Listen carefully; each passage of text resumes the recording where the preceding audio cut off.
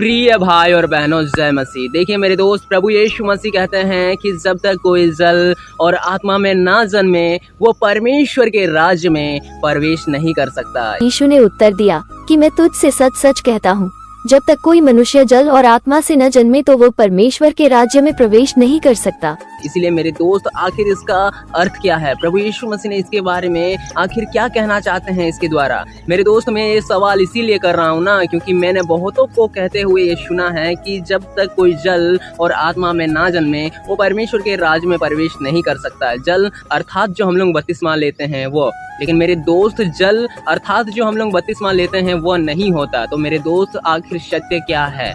मेरे दोस्त, प्रभु यीशु मसीह कहते हैं कि जब तक कोई जल और आत्मा में ना जन्मे वो परमेश्वर के राज्य में प्रवेश नहीं कर सकता। हाँ मेरे दोस्त, ये सत्य बात है। लेकिन प्रभु यीशु मसीह कहते हैं कि जो शरीर से जन्मा है वो शरीर है और जो आत्मा से जन्मा है वो आत्मा है। क्या वो अपनी माता के गर्भ में दूसरी बार प्रवेश करके जन्म ले सकता है?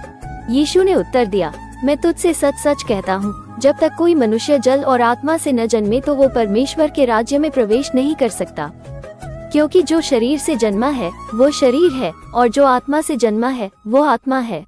मेरे प्रिय भाई और बहनों, देखिए, जब तक हम लोग नए सिरे से नहीं जन्म लेते हैं तब तक हम लोग परमेश्वर के राज्य में प्रवेश नहीं कर सकते हैं। वो जो बपतिस्मा लेने वाला वो अलग बात हो गया। मैं आप सबसे कह देता हूँ कि आप बड़े से बड़े चर्च में जाइए, दुनिया के कोई भी बड़ा चर्च में आप जाइए और बपतिस्मा लीजिए, और आप बपतिस्मा के द्वारा परमेश्वर के राज्य में प्रवेश नहीं कर सकते हैं। मेरे दोस्त, कब तक? जब तक आप खुद के जीवन को आप जब तक नहीं बदलते हो तब तक। जब आप बपतिस्मा लेते हैं तो क्या होता है?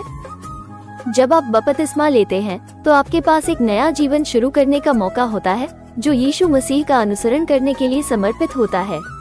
आपके पाप क्षमा हो जाते हैं और आप खुद को फिर से समर्पित कर सकते हैं ताकि आप ऐसे चुनाव कर सके जो खुशी की ओर ले जाएं। बपतिस्मा लेने और पवित्र आत्मा का उपहार प्राप्त करने के बाद वो आपकी मदद करेगा, आपको दिलासा देगा और आपके प्रयासों में आपका मार्गदर्शन करेगा।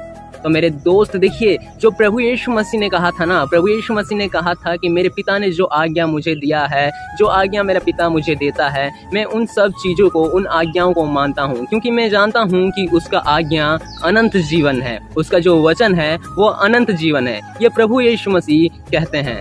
परंतु पिता जिसने मुझे भेजा है उसी ने मुझे आज्ञा दी है कि मैं क्या कहूँ और क्या बोलूँ, और मैं जानता हूँ उसकी आज्ञा अनंत जीवन है। इसीलिए मैं जो कुछ बोलता हूँ वही बोलता हूँ जो पिता ने बोलने को कहा है। तो मेरे दोस्त, जो परमेश्वर का वचन है, यदि हम लोग परमेश्वर के वचन और व्यवस्था के अनुसार चलते हैं तो हमारा जीवन बदल जाता है।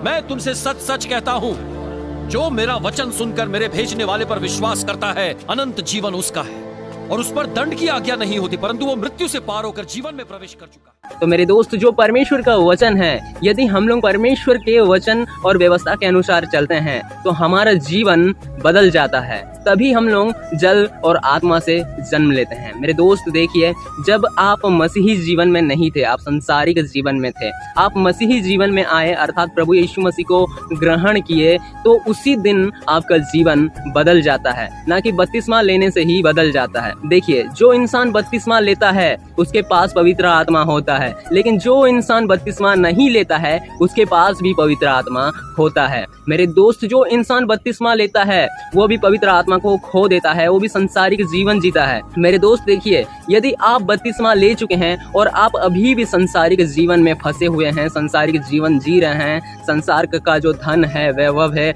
उसके पीछे आप भाग रहे हैं, उन सब से आप संतुष्ट होते हैं, तो आपका बपतिस्मा लेना व्यर्थ हो जाएगा। क्योंकि परमेश्वर ऐसे लोगों से, जो लोग संसार का जो वस्तु है, जिनको वो महत्व देते हैं, जो उनके नज़र में महान होता है, परमेश्वर के निकट वैसे वस्तु परमेश्वर के निकट घृणित ठहरता है। ये परमेश्वर का वचन कहता है। ESV, और उसने उनसे कहा, तुम तो वे हो जो मनुष्यों के सामने अपने आप को धर्मी ठहराते हो, परंतु परमेश्वर तुम्हारे मनों को जानता है, क्योंकि जो कुछ मनुष्यों में ऊंचा माना जाता है वो परमेश्वर की दृष्टि में घृणित है।